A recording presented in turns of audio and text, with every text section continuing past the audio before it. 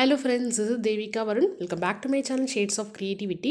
இன்றைக்கி நம்ம பண்ண போகிற ப்ராடக்ட் வந்து ஒரு மல்டி பர்பஸ்க்கு நம்ம யூஸ் பண்ணிக்கலாம். நம்ம வந்து இதை வால் ஹேங்கிங்காக யூஸ் பண்ணிக்கலாம், தோரணமாக யூஸ் பண்ணிக்கலாம், அப்படி இல்லைனா கீ செயின் மாதிரி கூட யூஸ் பண்ணிக்கலாம். ஸோ மல்டி பர்பஸ்க்காக யூஸ் பண்ணுறது தான். ஒரு பேட்டர்னுக்கு வந்து நம்ம 3 கலர் யூஸ் பண்ண போகிறோம். இந்த பேட்டர்ன் பொறுத்த வரைக்கும் நல்லா பிரைட் கலராக சூஸ் பண்ணிக்கோங்க.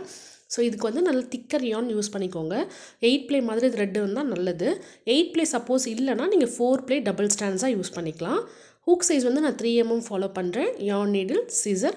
அதுக்கப்புறமா இதை வந்து டெக்கரேட் பண்ணுறதுக்கு நம்மளுக்கு கொஞ்சம் பீட்ஸ் இல்லை கிளாஸ் பீட்ஸ், டேசல், பாம் இந்த மாதிரி எது வேணாலும் நீங்கள் அட்டாச் பண்ணிக்கலாம் உங்களோட விருப்பத்துக்கு ஏற்ற மாதிரி. ஸோ ஃபஸ்ட்டு கலரில் மேஜிக் சர்க்கிள் போட்டுக்கோங்க. மேஜிக் சர்க்கிள் போட்டுட்டு இதில் வந்து நம்ம 3 செயின் போட்டுக்க போகிறோம். இந்த 3 செயின் வந்து ஃபஸ்ட்டு டபுள் குரோஷே, சரிங்களா? இப்போ இந்த ரிங்கில் நம்ம டபுள் குரோஷே பண்ண போகிறோம். ஸோ அதுக்கு வந்து யான் ஓவர் பண்ணி ரிங்குக்குள்ளே இன்சர்ட் பண்ணி இப்படி த்ரெட்டை வெளியில் எடுங்க. இப்போ ஃபஸ்ட்டு 2 லூப்பில் மட்டும் வெளியில் எடுக்கணும். அகெயின் யானை வந்து இந்த இன்னொரு 2 லூப்பில் எடுக்கணும். இதுதான் வந்து டபுள் குரோஷே. ஸோ இந்த மாதிரி நம்ம 12 டபுள் குரோஷே பண்ணணும். அதாவது செயின் 3யோடு சேர்த்து 12 டபுள் குரோஷே. ஸோ நம்ம வந்து 11 டபுள் குரோஷே பண்ணணும். நம்ம ஸ்டார்டிங்கில் 3 செயின் போட்டோம் இல்லையா, அதுதான் நம்மளோட ஃபஸ்ட்டு டபுள் குரோஷே. ஸோ அது இல்லாமல் நம்ம 11 டபுள் குரோஷே போடணும்.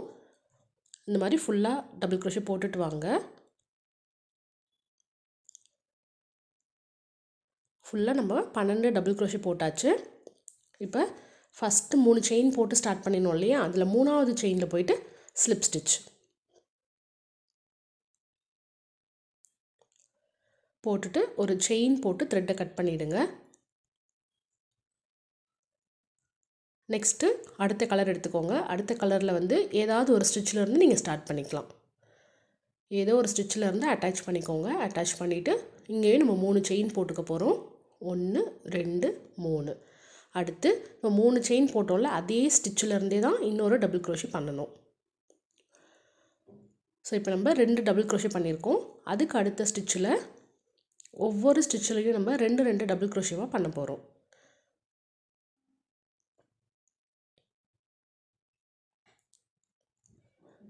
ஒன்று, அதுலேயே இன்னொரு டபுள் குரோஷே. ஸோ நம்ம அட்டாச் பண்ண த்ரெட்டெல்லாம் பேக் சைட்லேயே அப்படியே உள்ளுக்குள்ளே வச்சு ஸ்டிச் பண்ணிக்கோங்க.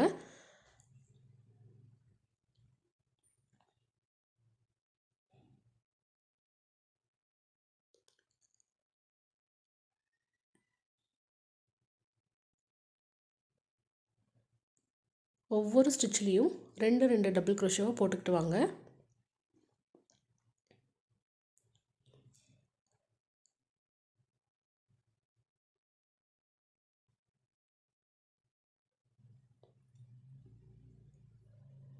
ஸோ பார்த்தீங்கன்னா இந்த மாதிரி தான் இருக்கும். ஒவ்வொன்றுத்தையும் 2 டபுள் குரோஷே ஃபுல்லாக ஸ்டிச் பண்ணிவிடுவாங்க. ஃபுல்லாக ஸ்டிச் பண்ணி முடிச்சாச்சு. ஸோ இந்த ரவுண்டோட எண்டில் நமக்கு 24 ஸ்டிச்சஸ் இருக்கும்.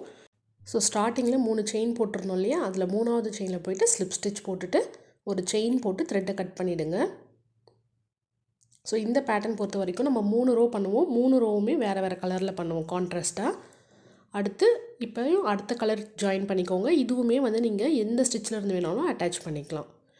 ஏதாவது ஒரு ஸ்டிச்சில் அட்டாச் பண்ணி 3 செயின் போட்டுக்கோங்க. அதே ஸ்டிச்சில் இப்போ எங்கே அட்டாச் பண்ணமோ அதே ஸ்டிச்சில் 3 டபுள் குரோஷே போட்டுக்கோங்க. 1, அதே ஸ்டிச்சில் போயிட்டு 2,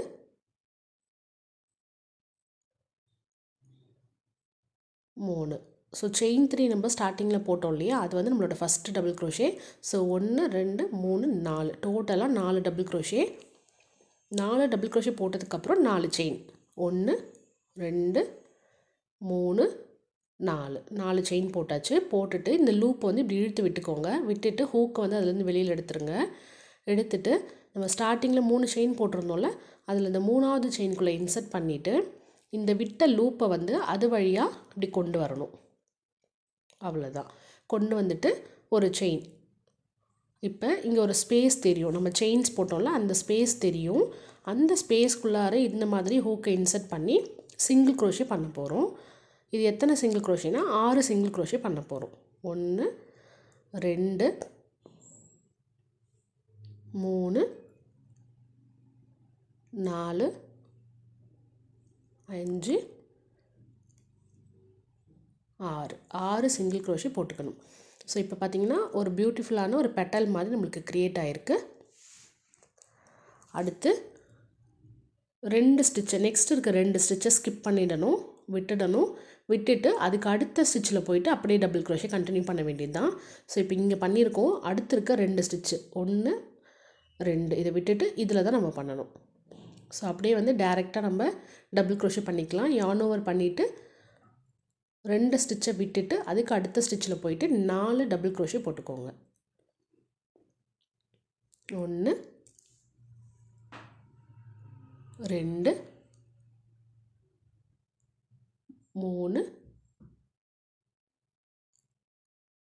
4 டபுள் க்ரோஷே போட்டதுக்கப்புறம்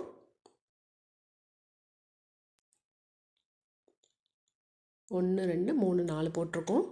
இப்போ அடுத்து 4 செயின் 1 2 3 4 இந்த லூப் அப்படியே இழுத்து விட்டுக்கோங்க. ஃபஸ்ட்டு டபுள் க்ரோஷே போட்டோம்ல அதில் இன்சர்ட் பண்ணிக்கோங்க. இன்சர்ட் பண்ணிவிட்டு இந்த லூப்பை இந்த மாதிரி ஹூக்கில் கொண்டு வந்து இது வழியாக இப்படி எடுக்கணும். எடுத்துகிட்டு ஒரு செயின், அதுக்கப்புறம் இப்போ செயின்ஸ் போட்டோம் இல்லையா அந்த ஸ்பேஸ்க்குள்ளார இன்சர்ட் பண்ணி 6 சிங்கிள் க்ரோஷே 1 2 3 4 5 6 சிங்கிள் க்ரோஷே போட்டதுக்கப்புறம் அடுத்த பெட்டல் ஸ்டார்ட் பண்ணிக்கலாம். நெக்ஸ்ட் இருக்க 2 ஸ்டிச்சை ஸ்கிப் பண்ணிவிடுங்க. அதுக்கு அடுத்த ஸ்டிச்சுக்குள்ளார 4 டபுள் க்ரோஷே போட்டுக்கோங்க. ஸோ இதே போல் நம்ம ஒரு பெட்டலாக க்ரியேட் பண்ணிக்கிட்டே வரணும். ஸோ இந்த பேட்டர்ன் பொறுத்த வரைக்கும் நீங்கள் வந்து 4 ப்ளே அக்ரலிக் யூஸ் பண்ணாமல் நீங்கள் வந்து 8 ப்ளே யூஸ் பண்ணிங்கன்னா நல்லா ஸ்டெடியாக இருக்கும். ஏன்னா நம்ம தோரணம் வால் ஹேங்கிங்க்கு வந்து கொஞ்சம் ஸ்டெடியாக இருந்தால் அழகாக இருக்கும். 4 ப்ளேயில் பண்ணோன்னா ரொம்ப தின்னான yarn யூஸ் பண்ணிட்டோம் அப்படின்னா திரும்பிக்கிட்டே இருக்கும் காற்றுக்கு ஆடும்பொழுது. இப்போ ஏன்னா தோரணம் வால் ஹேங்கிங்லாம் நம்ம வெளியில் வாசல்லையோ அப்படி தானே மாட்டுவோம். ஸோ அப்போ வந்து காற்றுக்கு அது அலமோதிட்டே இருக்கும். அதனால் ஒன்று நீங்கள் வந்து திக்கர் yarn யூஸ் பண்ணணும். தின் yarn தான் யூஸ் பண்ணுறீங்க, உங்ககிட்ட அதுதான் இருக்குது அப்படின்னா நீங்கள் பேக் சைடில் வந்து கார்ட்போர்டு ஏதாவது பேஸ்ட் பண்ணிக்கோங்க. அப்போ உங்களுக்கு திரும்பாமல் அழகாக அப்படி ஸ்டெடியாக இருக்கும். நிறைய பேர் வீடியோ பார்த்துட்டு கேட்குறது என்னென்னா, எங்களுக்கு வந்து 6 ப்ளே 8 ப்ளே த்ரெட்டெல்லாம் கிடைக்க மாட்டேங்குது, உங்களுக்கு கிடைக்கிற மாதிரி கிடைக்கல அப்படின்னு சொல்கிறீங்க. 6 ப்ளே 8 ப்ளே கிடைச்சாலுமே நிறைய கலர்ஸ் அதில் கிடைக்காது. ஸோ நம்மளுக்கு 4 ப்ளேயில் தான் நிறைய கலர்ஸ் அவைலபிளாக இருக்குது. அதனால் கிடைக்கலனா பரவாயில்ல, நோ இஷ்யூஸ். நீங்கள் 4 ப்ளேயில் யூஸ் பண்ணுறீங்க அப்படின்னா ஒன்று கார்ட்போர்டு யூஸ் பண்ணிக்கோங்க, அப்படி இல்லைனா டபுள் ஸ்டாண்ட்ஸாக வச்சு யூஸ் பண்ணிக்கோங்க. இப்போ ஒரு பண்டல் நீங்கள் வாங்குறீங்க அப்படின்னா அது 2ஆக ரோல் பண்ணிக்கோங்க. ரோல் பண்ணிவிட்டு அதே வந்து 2 yarns அந்த 2 ஸ்டாண்ட்ஸாக வச்சு ஸ்டிச் பண்ணிங்கன்னா உங்களுக்கு திக்கராக மாறிடும். 8 ப்ளே கிடச்சிரும் இல்லையா, அப்போ உங்களுக்கு இந்த மாதிரி கிடைக்கும். ஸோ இப்போ பார்த்தீங்கன்னா நம்ம ஃபுல்லாக ஸ்டிச் பண்ணிட்டோம். எவ்வளோ அழகாக இருக்குது பாருங்கள். கலருமே வந்து நம்ம பிரைட் கலர் சூஸ் பண்ணும்பொழுது ரொம்ப அழகாக இருக்கும். ஸோ நம்ம 8 பெட்டல் பண்ணியிருக்கோம். இந்த 2 ரோ நீங்கள் கரெக்டாக பண்ணியிருந்தீங்கன்னா லாஸ்ட்டாக முடிக்கும் பொழுது இந்த பேலன்ஸ் 2 ஸ்டிச் மட்டும் இருக்கணும், அந்த மாதிரி இருக்கும். 1 2 3 4 5 6 7 8 ஸோ டோட்டலாக 8 பெட்டல் வந்திருக்கு. ஸோ லாஸ்ட்டு பெட்டல் முடித்ததுக்கப்புறம் 2 ஸ்டிச் வந்து நம்மளுக்கு பேலன்ஸ் இருக்கணும். ஸோ அதை ஸ்கிப் பண்ணிவிட்டு இந்த ஃபஸ்ட்டு ஸ்டிச்சில் போயிட்டு நம்ம ஸ்லிப் ஸ்டிச் போட்டுக்கலாம். போட்டுட்டு ஒரு செயின் போட்டு த்ரெட்டை கட் பண்ணிவிடுங்க.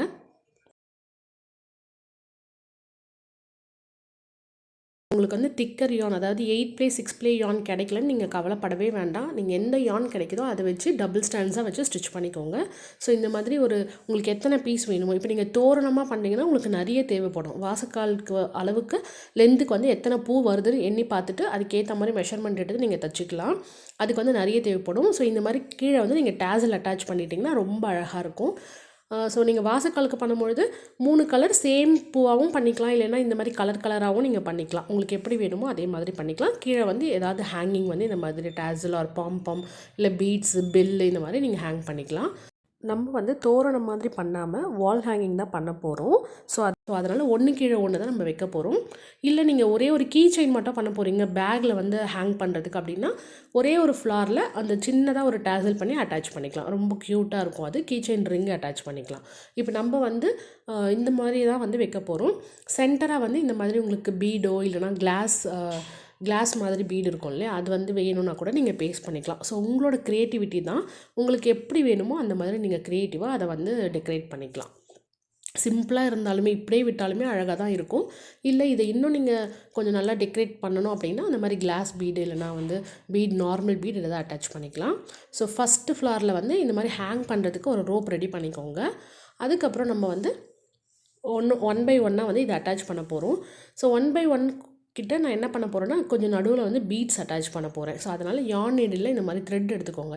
எடுத்துகிட்டு இப்போ ஃபஸ்ட்டு பீஸ் இது தான், அதனால தான் மேலே ஹேங்கிங்க்கு ரோப் கொடுத்துருக்கேன். அந்த ரோப்புக்கு சென்டராக பார்த்து பேக் சைட்லேருந்து இந்த மாதிரி எடுத்துக்கோங்க. யார்ன் நீடில் த்ரெட் எடுத்துக்கோங்க. எடுத்துகிட்டு ஸோ உங்களுக்கு என்ன மாதிரி பீட்ஸ் வந்து அட்டாச் பண்ணணுமோ அதை வந்து நீங்கள் அட்டாச் பண்ணிக்கலாம். 3 4 பீட் 5 பீட் அந்த மாதிரி எவ்வளோ லென்த்தாக வேணுமோ அந்த அளவுக்கு நீங்கள் அட்டாச் பண்ணிக்கலாம். நான் வந்து ஒரு 3 பீட் மட்டும் அட்டாச் பண்ணிவிட்டு அடுத்த பீஸ் வந்து இந்த மாதிரி எடுத்துக்கிறேன். எல்லா பீஸுமே அட்டாச் பண்ணும்போது பேக் சைட்லேருந்து தான் ஃப்ரண்ட்டில் நீங்கள் கொடுக்கணும். அப்போ தான் வந்து த்ரெட்டு உள்ள பின்பக்கமாக போயிடும். ஸோ நல்லா டைட்டாக செக்யூர் பண்ணிக்கோங்க. பண்ணிவிட்டு இதை அப்படியே பேக்லேயே கொண்டு வாங்க. அந்த த்ரெட்டை கொண்டு வந்துட்டு ஸ்ட்ரெயிட்டாக வச்சு கீழ் பக்கத்துலேருந்து மேலே. ஸோ இப்போ நான் வீடியோவில் எப்படி காமிக்கிறேனோ இந்த மாதிரி நீங்கள் அட்டாச் பண்ணிக்கோங்க. அப்போ வந்து பேக் சைடில் தான் அந்த த்ரெட்டு தெரியும், வெளியில் வந்து ஃப்ரண்ட்டில் தெரியாது. ஸோ நான் ஒவ்வொரு ஃப்ளாருக்கும் நடுவுலையும் ஒரு 3 பீடு வந்து அட்டாச் பண்ணுறேன். இது வந்து இந்த உட்டன் பீடு வரும்ல அந்த பீடு தான். இது மாதிரி ஒன்று ஒன்றா ஃபுல்லாக அட்டாச் பண்ணிவிட்டு காமிக்கிறேன். ஸோ இப்போ இங்கே பார்த்தீங்கன்னா எல்லாத்தையுமே அட்டாச் பண்ணிவிட்டேன். லாஸ்ட்டாக ஒரு டேசலும் நான் அட்டாச் பண்ணியிருக்கேன்.